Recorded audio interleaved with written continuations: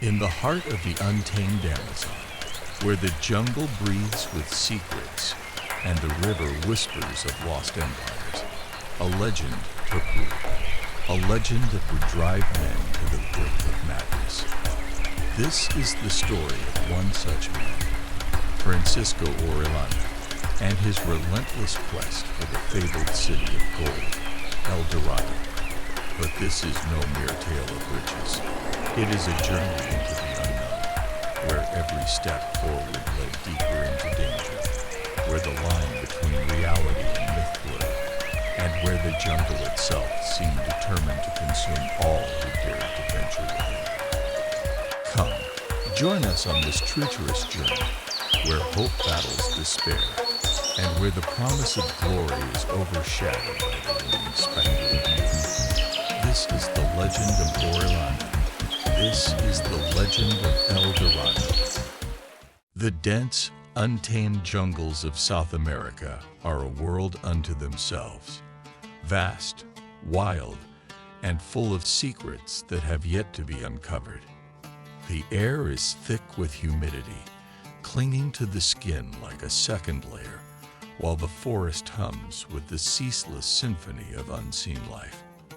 Towering trees, their trunks wrapped in vines, rise toward the heavens, their leaves forming a canopy that filters the sunlight into a dappled mosaic on the jungle floor. It is a place where the line between reality and myth blurs, where the unknown looms large, waiting to swallow those who dare to venture too far. In the heart of this impenetrable wilderness, whispers of gold float on the wind.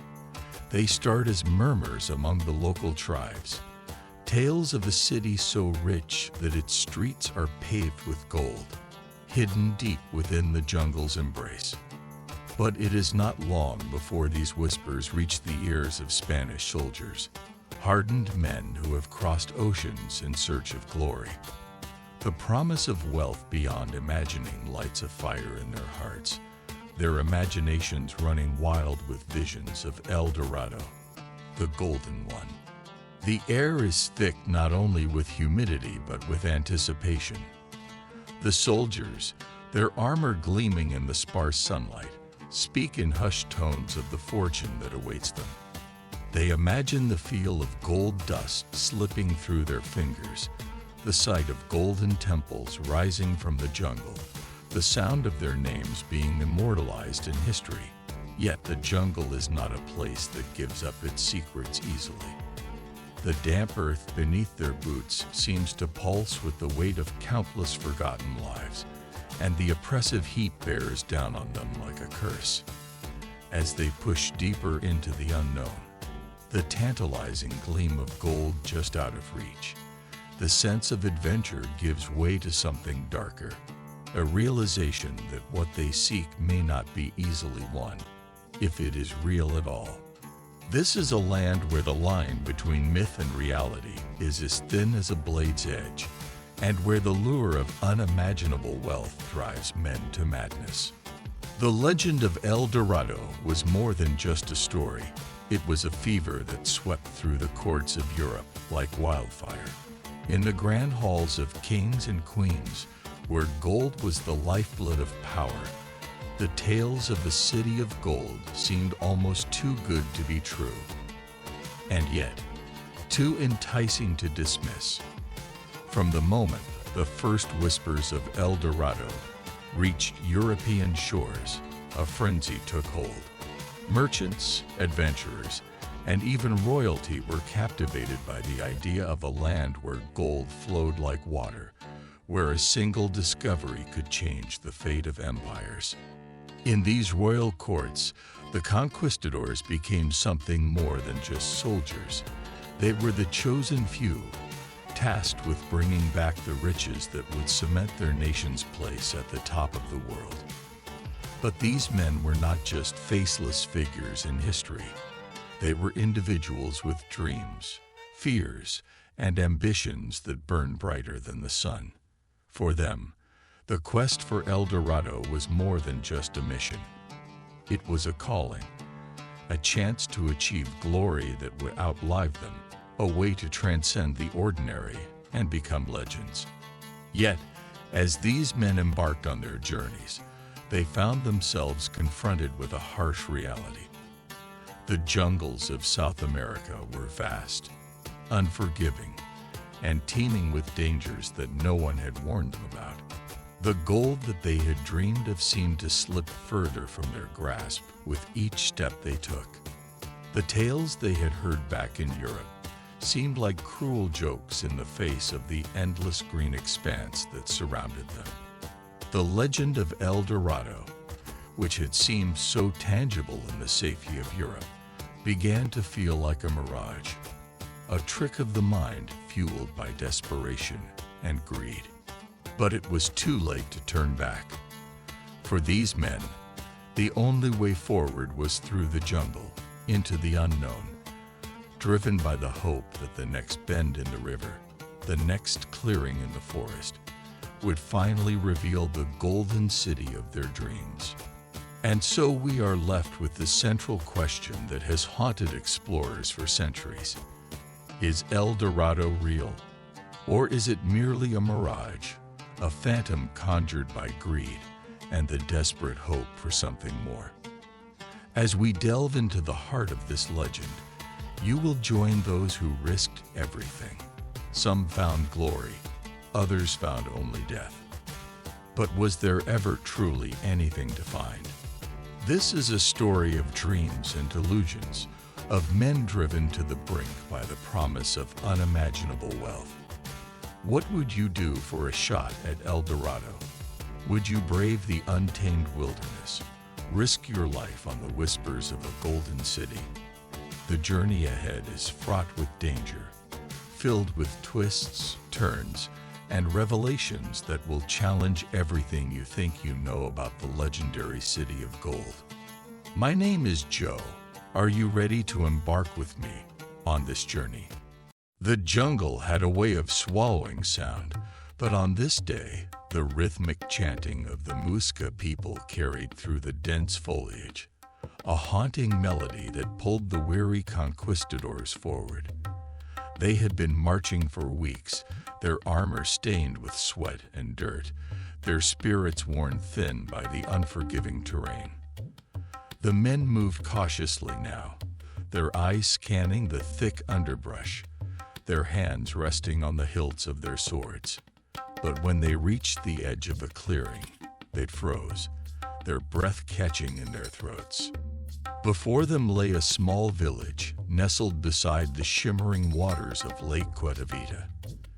It was a scene of serenity, yet it held an air of otherworldliness that sent a shiver down their spines. At the center of the village, the Muisca people were gathered in a circle, their faces painted with solemn expressions as they prepared for a ritual unlike anything the Spaniards had ever seen.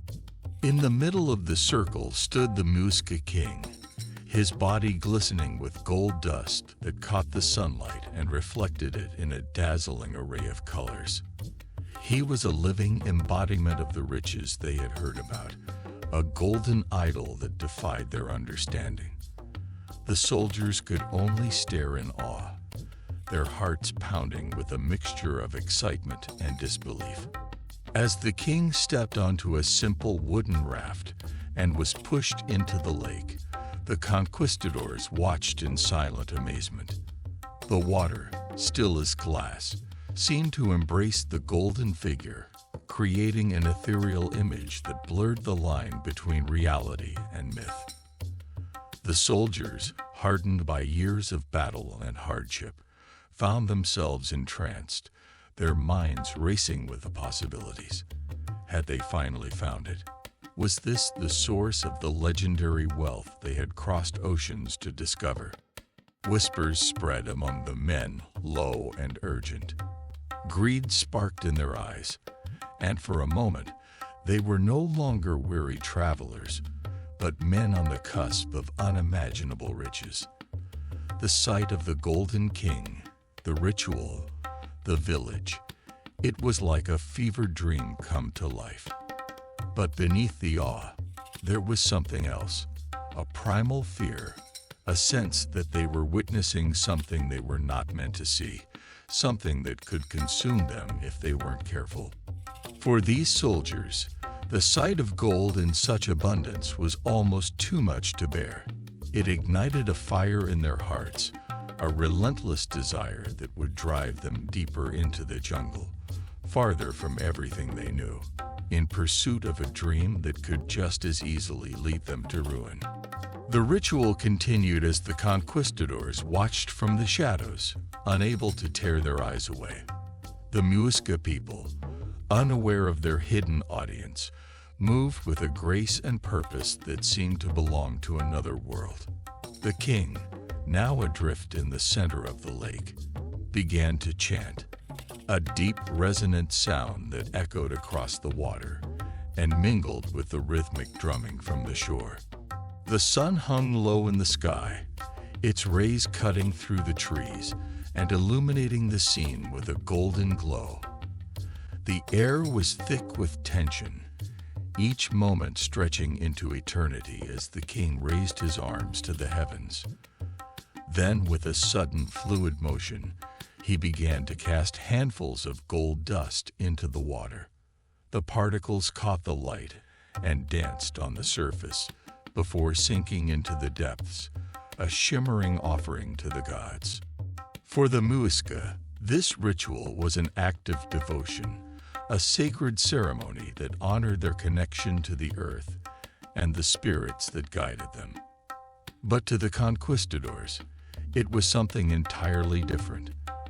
They could not fathom why anyone would willingly give away such wealth, why they would offer it to the water instead of hoarding it, as the Spaniards themselves would have done. The cultural divide was stark, the misunderstanding profound. The contrast between the two worlds, the Muisca, who saw gold as a symbol of spiritual wealth, and the Spaniards, who saw it as a means to power and glory, was stark.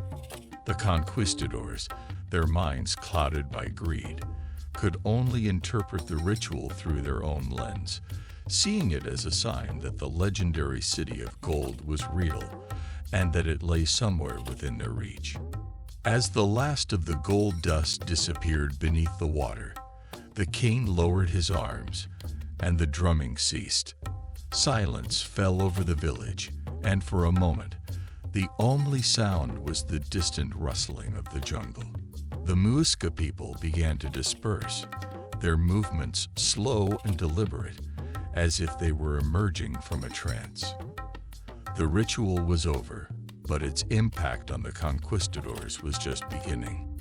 The soldiers exchanged glances, their expressions a mixture of awe and determination. They had seen enough. The legend of El Dorado was no longer just a story.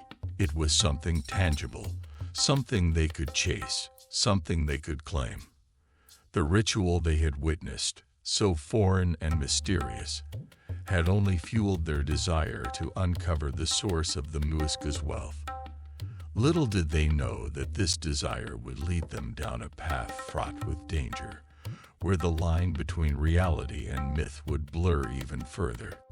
The news of the golden ritual spread like wildfire among the conquistadors, carried by eager tongues and embellished with each retelling.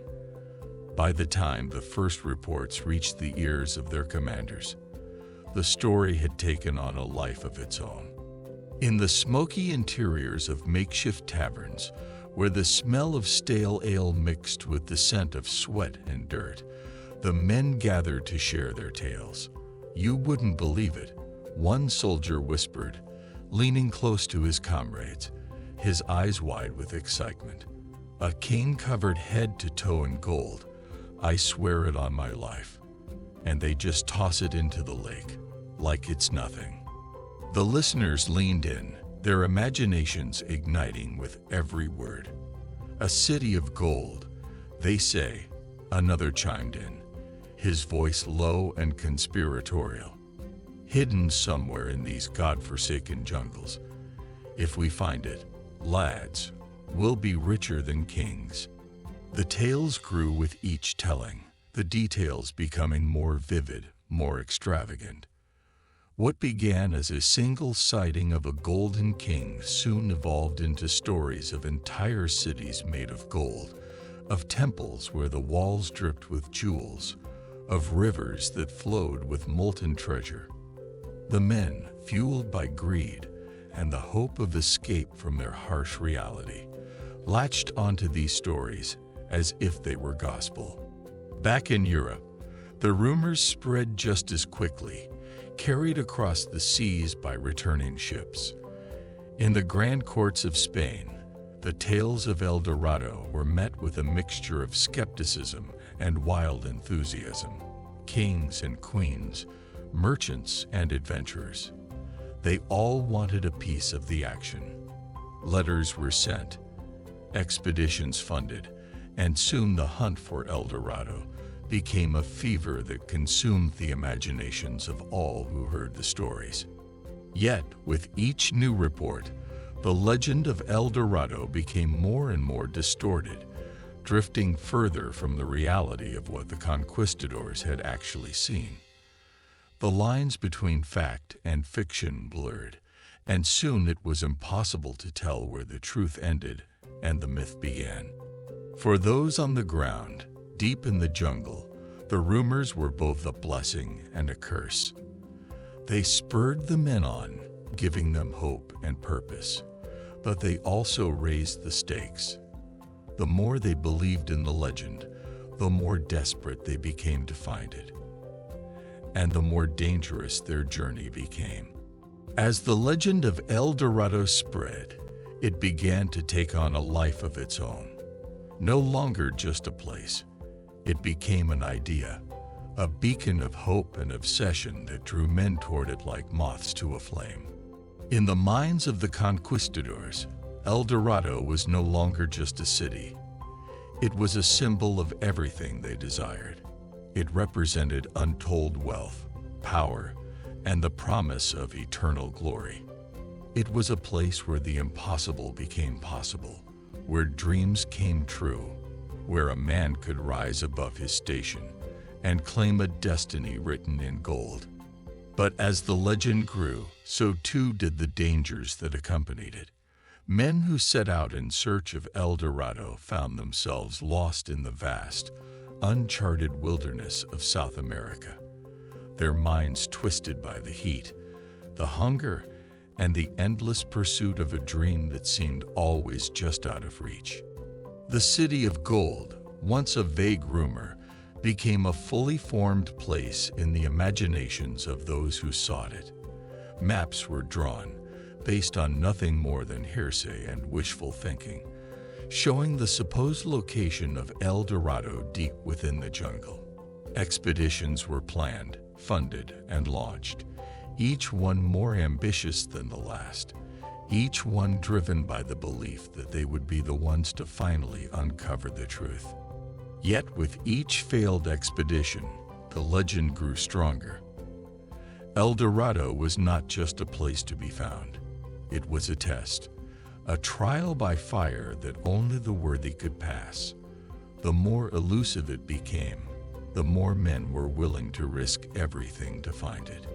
In this way, El Dorado became more than just a city. It became a force, an entity that drew men to their doom.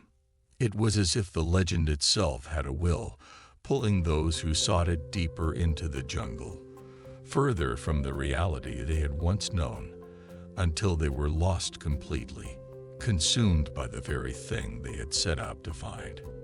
For the men who chased the dream of El Dorado, there was no turning back.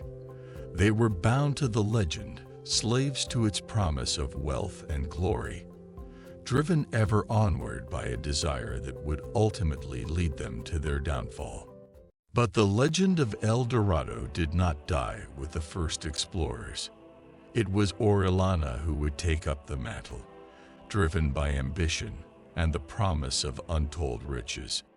The tale of El Dorado had spread across the known world like wildfire, igniting the imaginations of those who heard it. Among those drawn into its golden outer was Francisco de Orellana, a seasoned conquistador with a thirst for adventure and a desire to carve his name into history. The promise of untold riches and the glory that would come with discovering the fabled city was too great to resist. But Orellana's motivations were not driven solely by greed. They were also shaped by the political pressures and expectations of the time. Spain, with its vast empire, was locked in a race against its European rivals to dominate the New World. The Spanish crown demanded success, and failure was not an option for those who bore its banner. The pressure to deliver results weighed heavily on Orellana, a man who had already proven himself in battle, but who now sought to secure his legacy. El Dorado was more than just a city to him. It was a symbol of Spain's supremacy, a prize that would ensure his place in the annals of history. Yet, beneath the surface, Orellana was driven by a more personal desire. He had witnessed the rise and fall of other explorers, men who had ventured into the unknown and never returned. The stories of their failures haunted him, but they also fueled his determination. He would not be one of those forgotten souls, lost to the jungle and time. He would find El Dorado, or he would die trying. In this way, Orellana's journey was as much about proving something to himself as it was about achieving glory for Spain. With these thoughts weighing on his mind, Orellana began to plan his expedition. He knew the risks, the dangers that lay ahead, but the call of El Dorado was too strong to ignore. It whispered to him in the quiet moments of the night, promising riches and power beyond his wildest dreams. And so he made his decision. He would go, and nothing would stand in his way. The assembly of Orellana's expedition was a task that required both precision and persuasion. He needed men who were not only strong and brave, but also willing to follow him into the heart of darkness, where the promise of gold was the only light in the suffocating gloom. The call went out across the settlements of the New World, and soon men of all stripes began to flock to his banner. They came from different backgrounds, seasoned soldiers who had fought in countless battles, young men seeking their fortune, and even a few who had been left with nothing to lose. They were united by a single purpose: to find El Dorado and claim the riches it held. For many, this was their last chance to escape the grinding poverty and hard life of a colonial soldier. The thought of gold, glittering and within reach, spurred them on, filling their hearts with hope and their minds with visions of a future far removed from the harsh reality they knew. Orellana oversaw every aspect of the preparations with meticulous care. Supplies were gathered, ships were readied, and maps, often more hopeful than accurate, were consulted and studied. The men were drilled and trained, though there was no way to fully prepare them for what lay ahead. The jungle, with its countless dangers, was an enemy unlike any they had faced before. It was a living, breathing entity that would test their resolve, their endurance, and their sanity. But in these early days, optimism reigned. The men spoke of their upcoming journey with excitement, their conversations filled with tales of what they would do with their share of the treasure. There were boasts and bets, laughter and camaraderie, as they looked forward to the adventure that awaited them. To them, the hardships they would face were still distant, overshadowed by the bright future they imagined. Orellana, too, allowed himself a moment of hope. He stood on the deck of his flagship, gazing out at the horizon as the sun dipped low, casting the sea in shades of gold and crimson. The ships, fully loaded and ready to set sail, bobbed gently in the water, their masts cutting into the sky. He could feel the excitement in the air, the energy that pulsed through the men as they prepared to embark on this monumental journey. As the sun finally set, Orellana knew that dawn would bring the beginning of their quest. The expedition was ready, and the men were eager. The legend of El Dorado had called to them, and they would answer that call, no matter the cost. For Orellana, this was not just the start of a journey, it was the start of his destiny. The sun rose over the horizon, casting long shadows across the deck of Orellana's flagship as the expedition set sail down the mighty Amazon River. This river, known to the indigenous peoples as the River Sea, was both a lifeline and a formidable obstacle. It snaked its way through the heart of the jungle, its waters dark and murky, its banks lined with thick, impenetrable foliage that seemed to pulse with unseen life. To the men on board, the Amazon was a gateway to the unknown, a path that would lead them either to glory or to ruin. The early days of the voyage were filled with a sense of wonder and trepidation.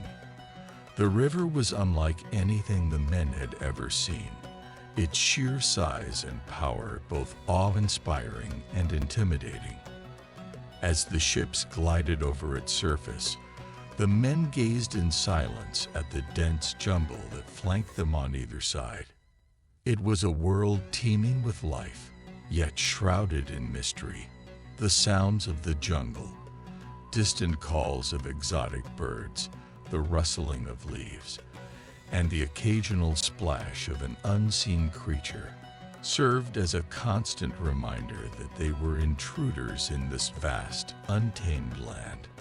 Navigating the Amazon was no simple task.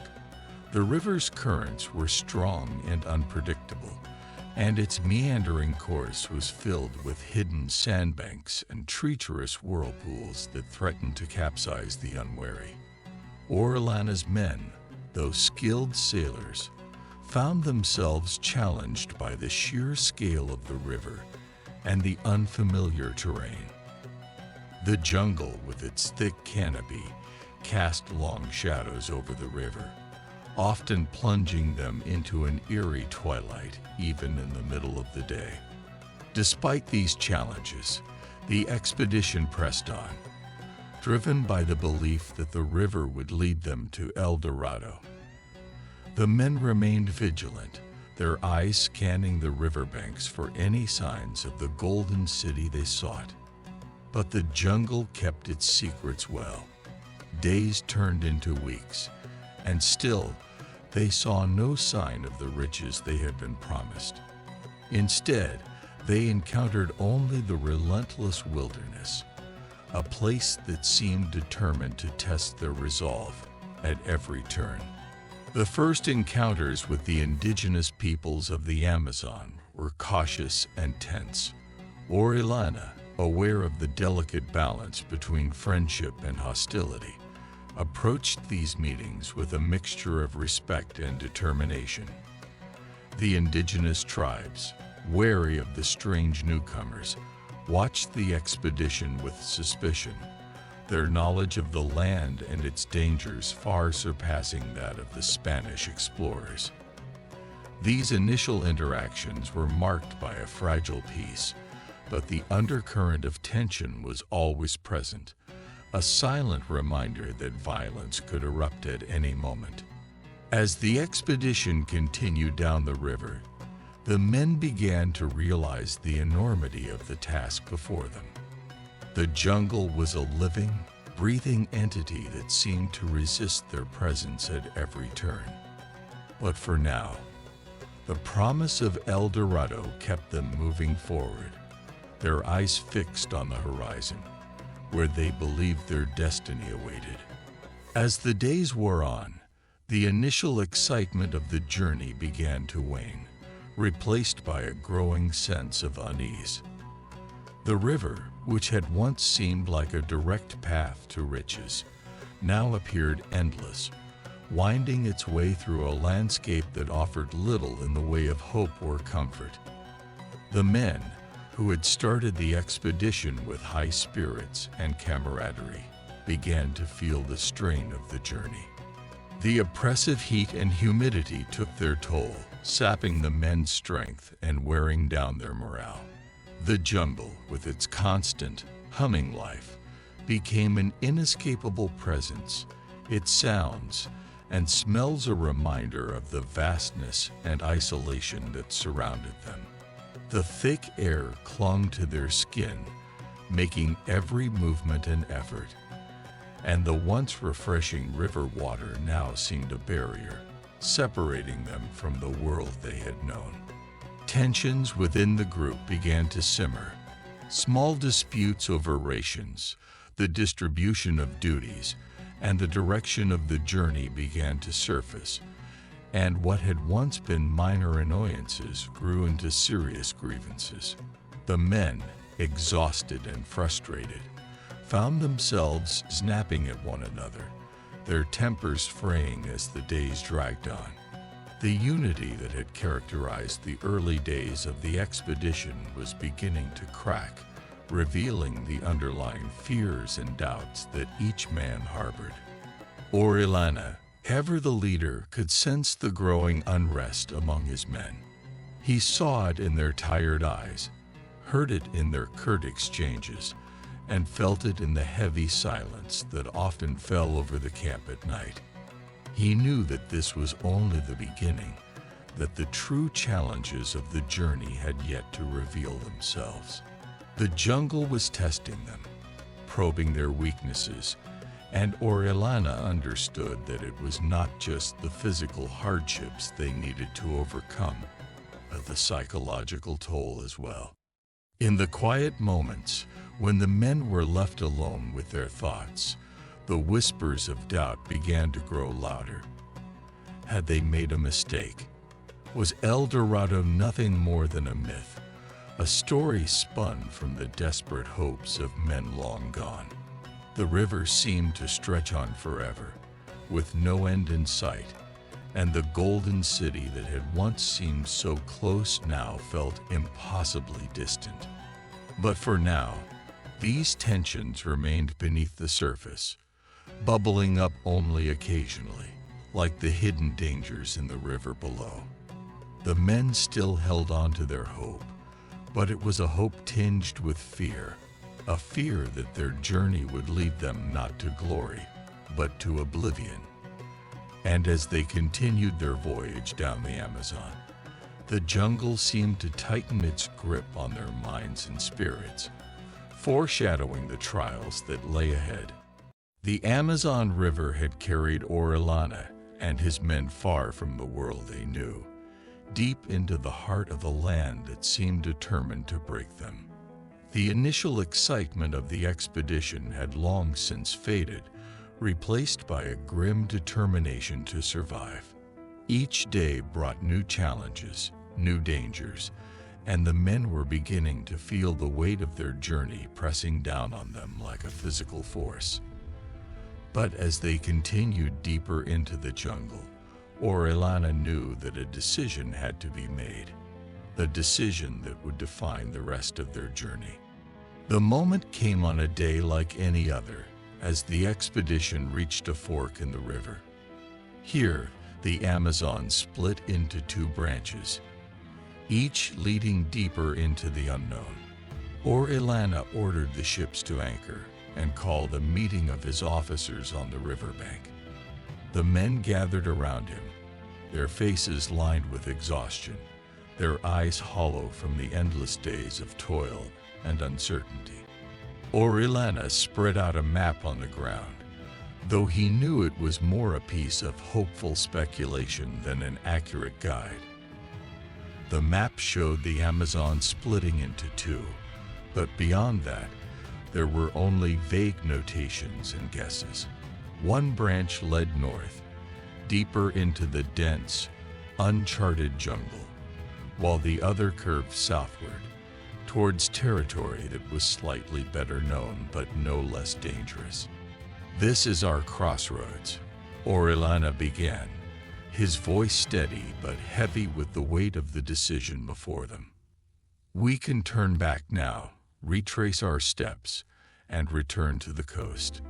We've come far, but there is no shame in survival." Or, he paused, letting his words sink in, "we can press on, deeper into the unknown, where the risks are greater, but so too are the rewards."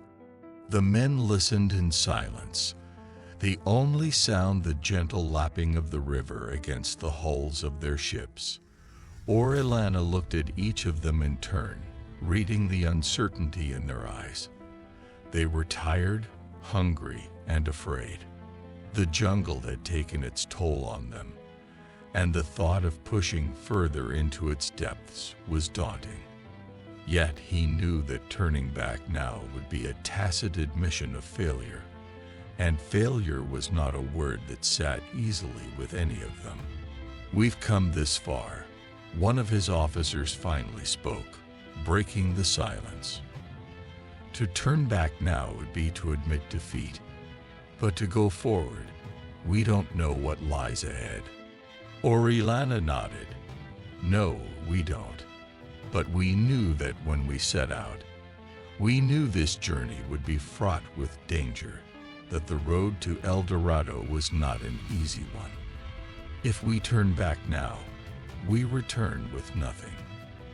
But if we press on, we may find everything we've ever dreamed of." The men shifted uneasily, weighing the risks in their minds. The decision was not an easy one, and Orellana knew that whatever choice they made, there would be consequences. But he also knew that the spirit of adventure, the lure of the unknown, was what had driven them to this point. To turn back now would be to abandon that spirit, to let fear dictate their fate. In the end, the decision was made not by logic, but by the heart.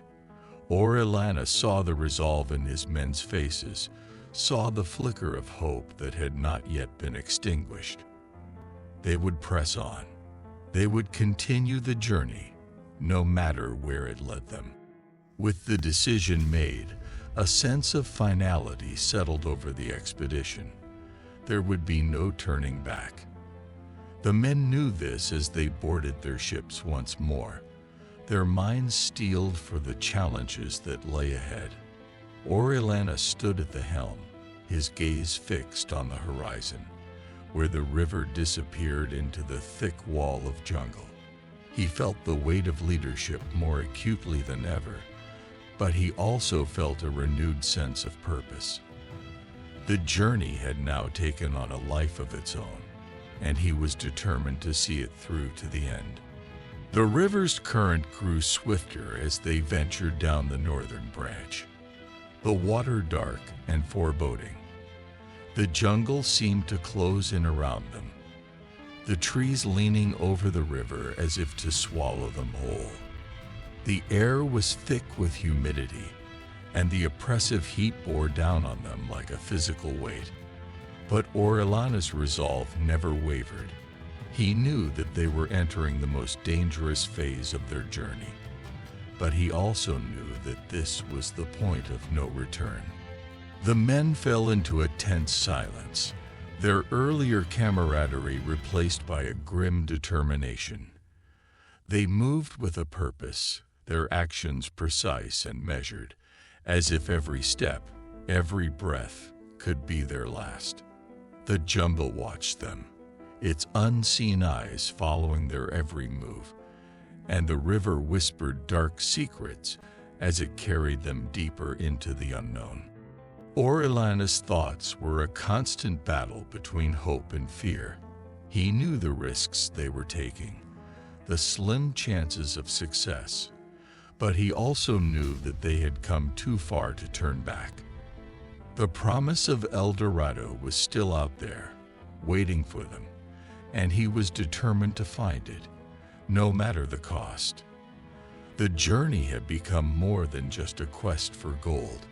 It was a test of their endurance, their courage, and their will to survive. As they pressed on, the challenges grew more daunting. The river became more treacherous, the jungle more unforgiving. Supplies dwindled, tempers flared, and the men began to feel the strain of the relentless march into the unknown. But through it all, Orellana remained steadfast, his presence a constant source of strength for his men. He was their leader, their guide, and they would follow him to the ends of the earth if necessary. The decision to press on had been made, and now they were committed to it, body and soul.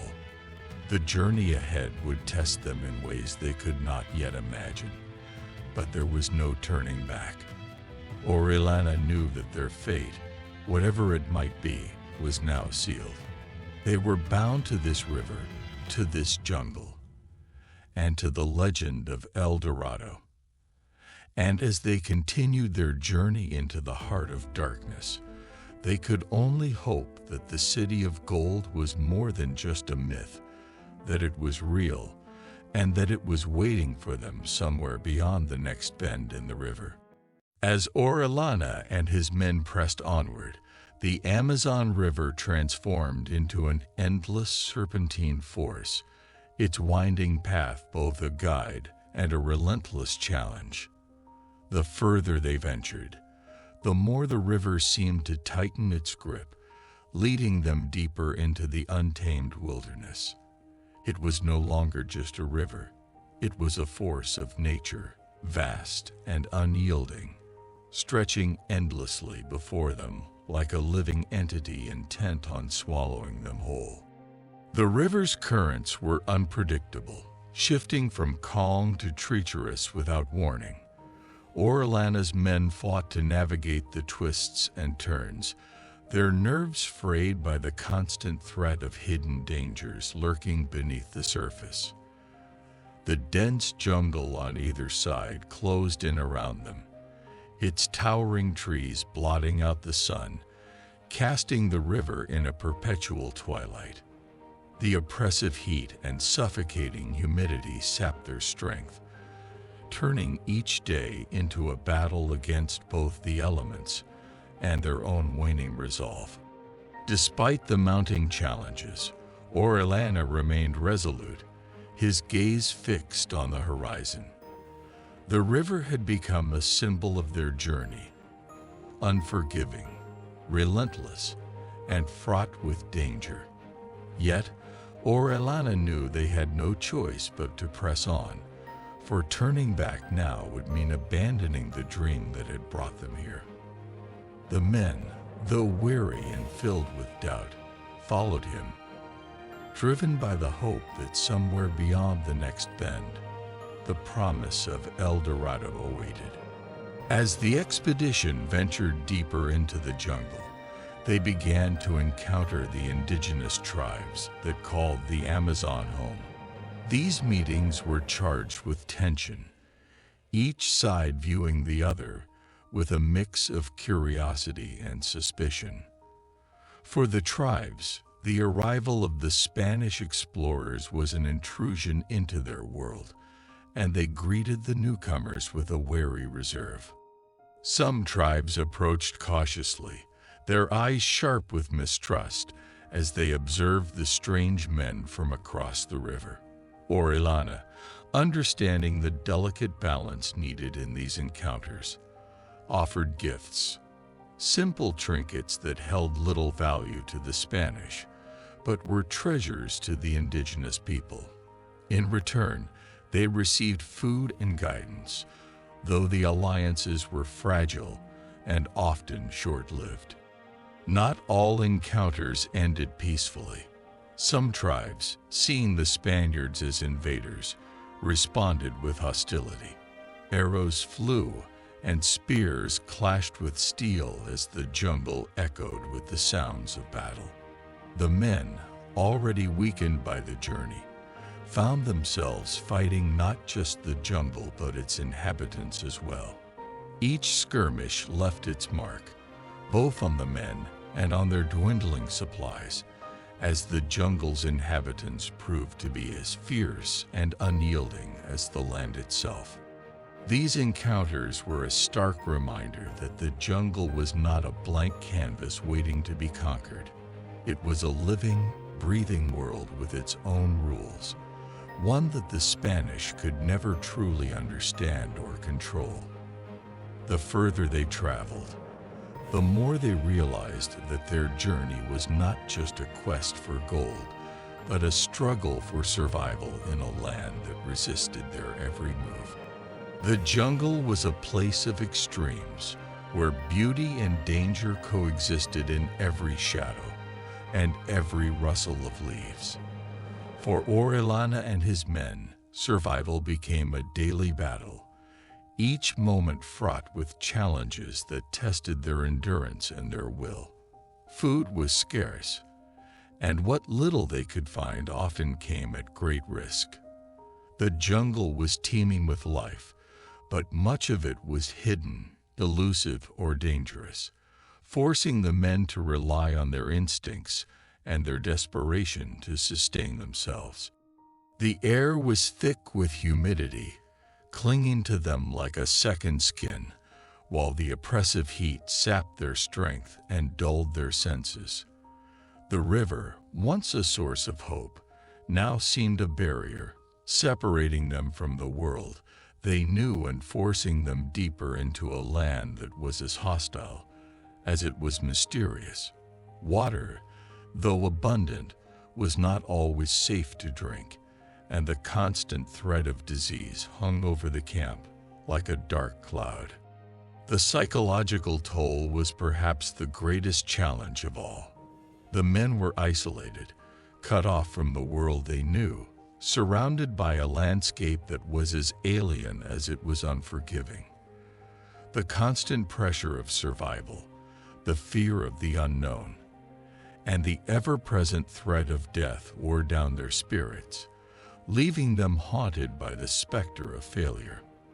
Nights were the worst, the darkness of the jungle closing in around them, the sounds of unseen creatures filling the air with a sense of dread. But through it all, Orellana remained a steady presence. He moved among his men, offering words of encouragement, reminding them of the dream that had driven them here. He knew that their survival depended not just on their ability to find food and water, but on their ability to keep hope alive. It was this hope, the belief that El Dorado was real, that they were close to finding it, that kept them going, even as the jungle sought to break them. The journey had become a test of endurance, a battle of wills against the jungle, the river, and the darkness that lurked within their own minds. As they continued their voyage down the Amazon, Orellana and his men knew that they were venturing further into the unknown, into a place where the line between reality and myth was blurred, and where the only certainty was that their journey was far from over. The jungle was alive with the sounds of nature, but beneath the surface, it seethed with unseen dangers. The men trudged through the dense foliage, their steps heavy, their breaths labored. A man suddenly doubled over, clutching his stomach, his face contorted in pain. The others paused, exchanging wary glances. Another man collapsed, his fevered skin slick with sweat as he muttered incoherently, his voice barely a whisper. "Get him up." Orellana barked, but his voice lacked its usual force. The men hesitated before two of them reluctantly hoisted the fallen man onto their shoulders. As they pressed on, the camp was filled with the stench of sickness, the air heavy with the smell of rot and despair. At night, the groans of the afflicted echoed through the camp, a haunting reminder of the invisible enemy that stalked them. In the dim light of the evening fire, Orellana observed his men. Their eyes were hollow, their bodies emaciated. The jungle had taken more than just their strength. It had begun to sap their will to live.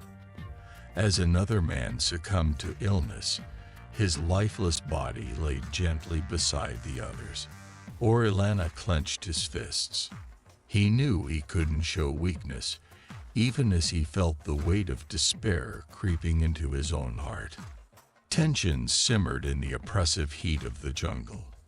A loud argument broke out near the supply tent, where two men clashed over the last of the rations.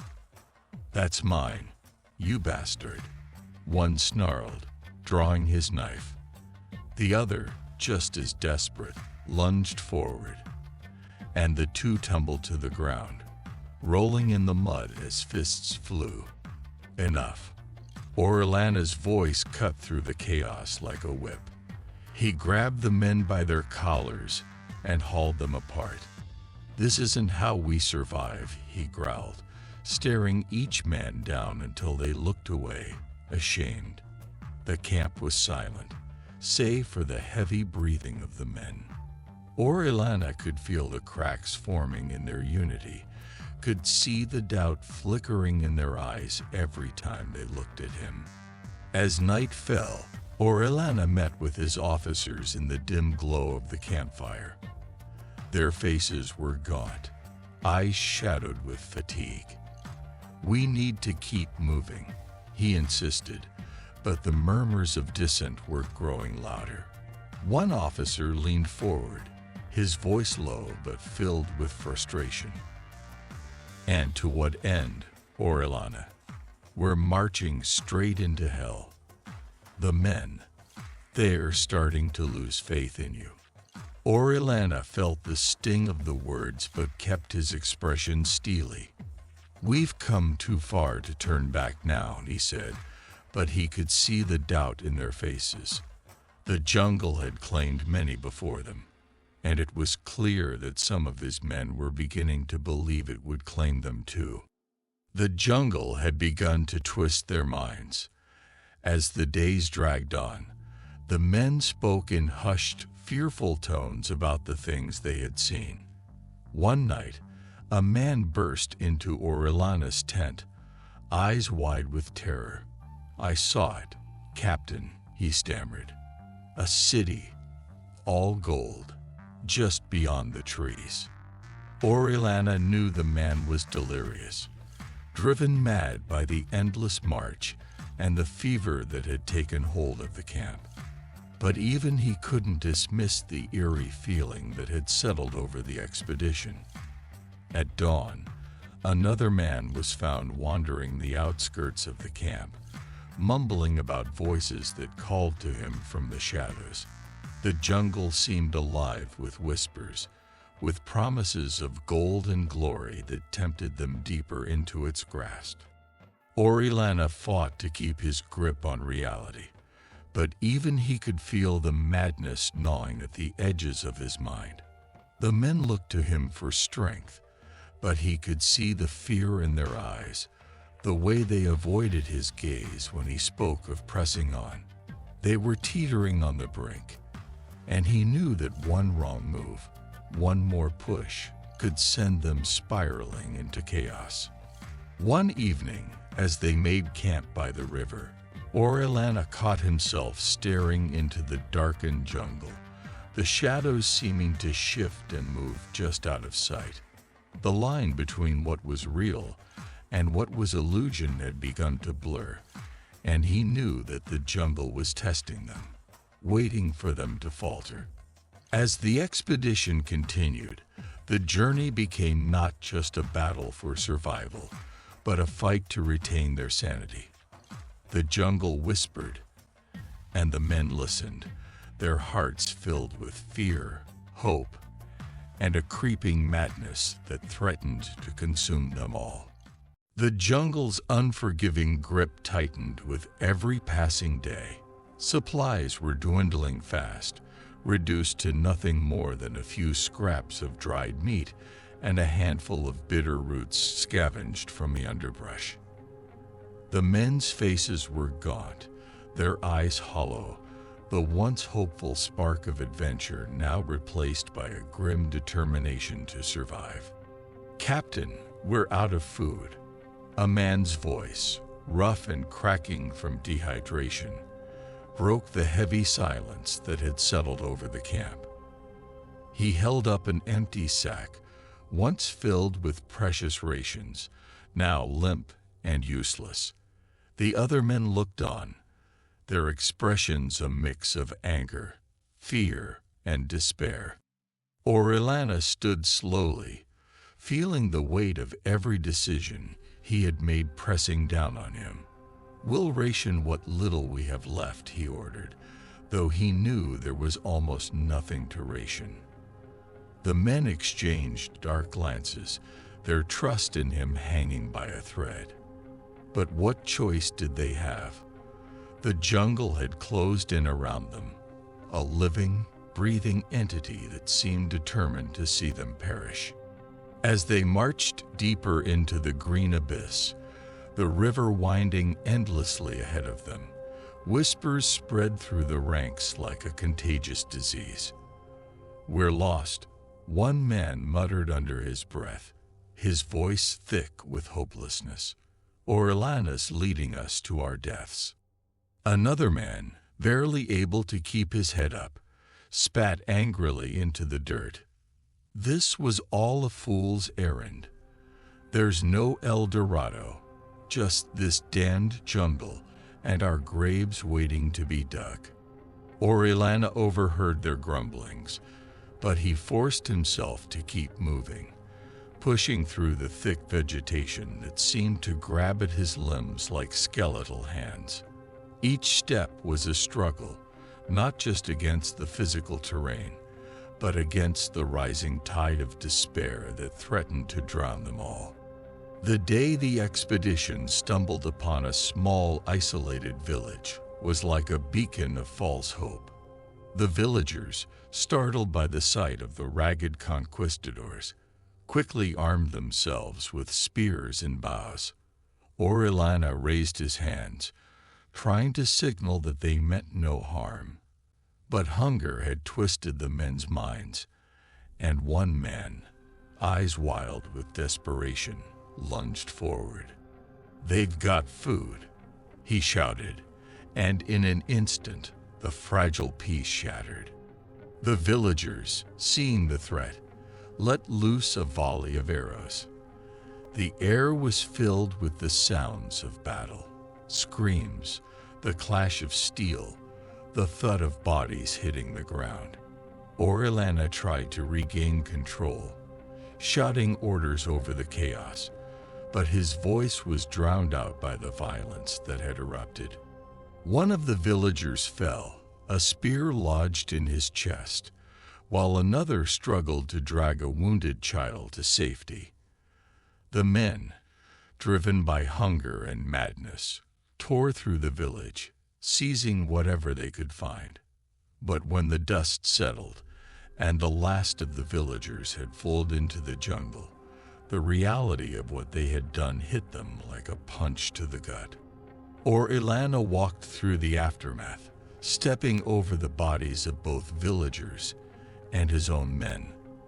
The spoils of their battle were pitiful. A few sacks of dried maize, some small game, hardly enough to feed them for a day. The men who had fought so fiercely just moments before now stared at the ground, shame and exhaustion etched into their faces. "We're no better than animals," one man whispered, dropping to his knees beside the fire. The others silently agreed, their hearts heavy with the weight of what they had become. That night, as the camp lay in uneasy silence, Orellana stood at the edge of the river, staring into the dark waters.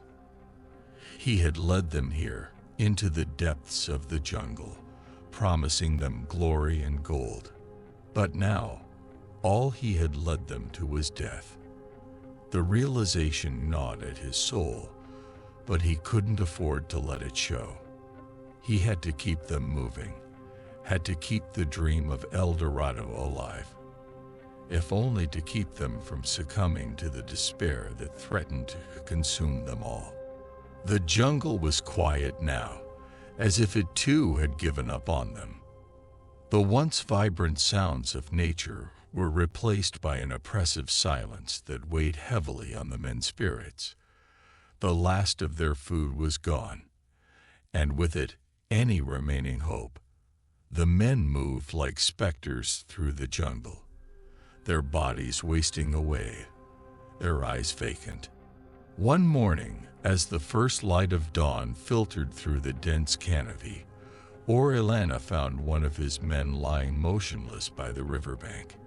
He knelt beside him, but there was no need to check for a pulse. The man was gone, his body cold and still. One by one, the others began to collapse, too weak to continue, too tired to care. "Captain," a voice called out weakly. Orellana turned to see one of his officers, barely able to stand, leaning against a tree for support. We can't go on." Orellana's heart ached with a pain he could not put into words. He knew this was the end. There would be no more camps, no more marches. The jungle had claimed them, just as it had claimed countless others before. But even now, as he looked into the eyes of his dying men, he refused to let go of the dream. "Rest," he said softly. "We'll make camp here." But deep down, he knew that there would be no rescue, no salvation. The men lay down where they stood, surrendering to the exhaustion that had been their constant companion. Orellana remained standing, staring out at the river that had been both their guide and their curse. The memories of the journey played through his mind. The hopes, the dreams, the promises he had made. And now, as he stood on the edge of death, he realized that those dreams had been nothing more than illusions. The jungle watched silently as the last of the expedition faded away. The river, indifferent to the lives it had taken, flowed on, carrying away the remnants of their once great ambition.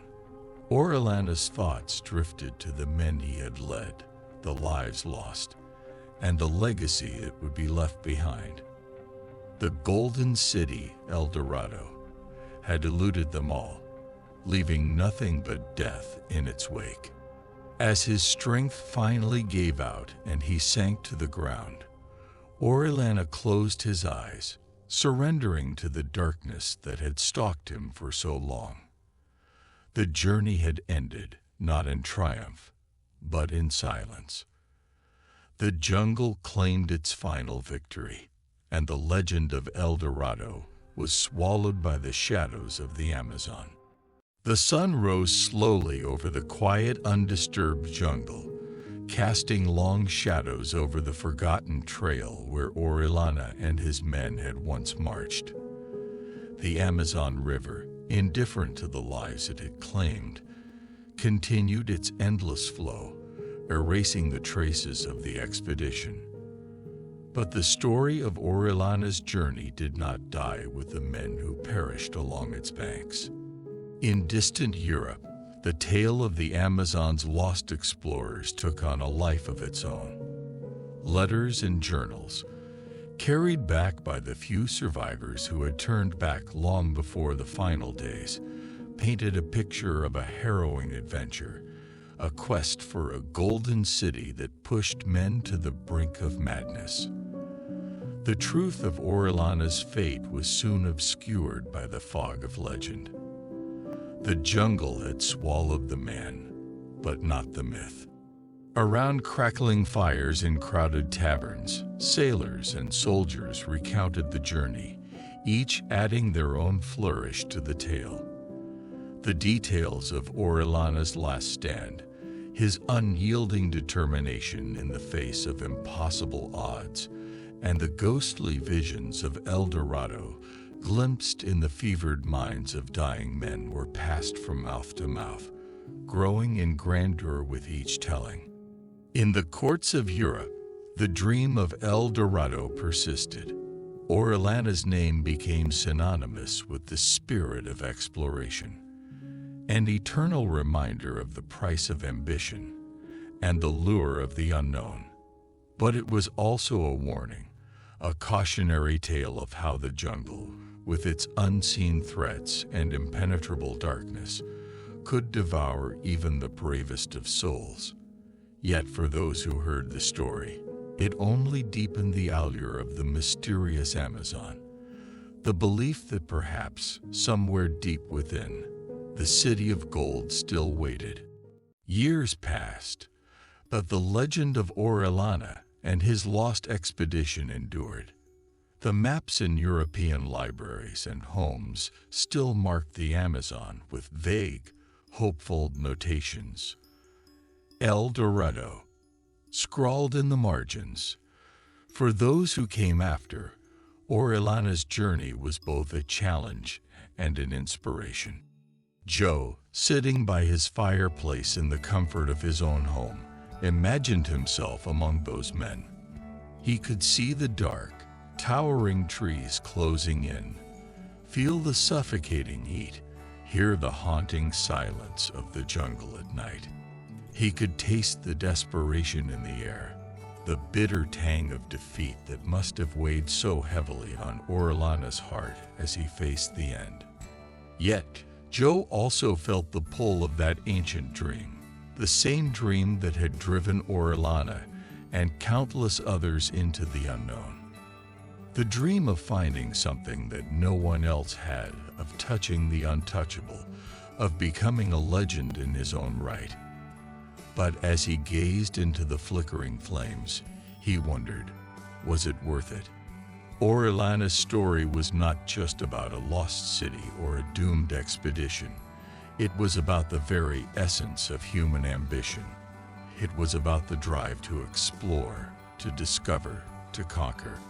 But it was also about the limits of that ambition, the price that must be paid when dreams collide with reality.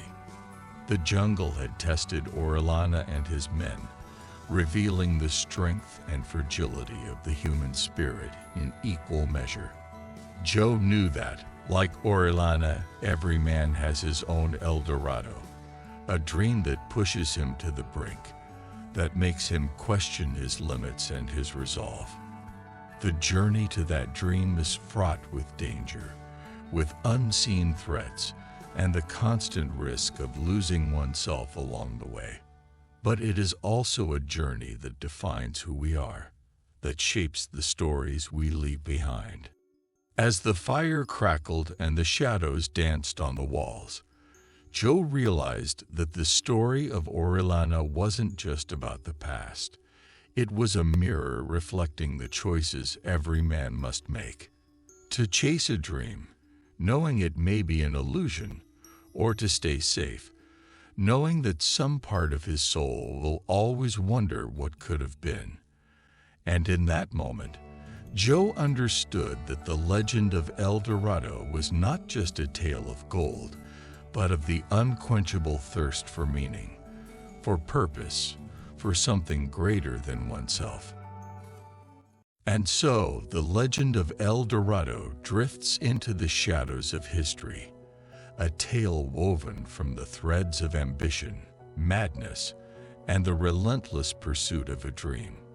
Francisco Orellana's journey, though lost to the jungle, echoes through time, a reminder of the thin line between greatness and ruin, between discovery and delusion.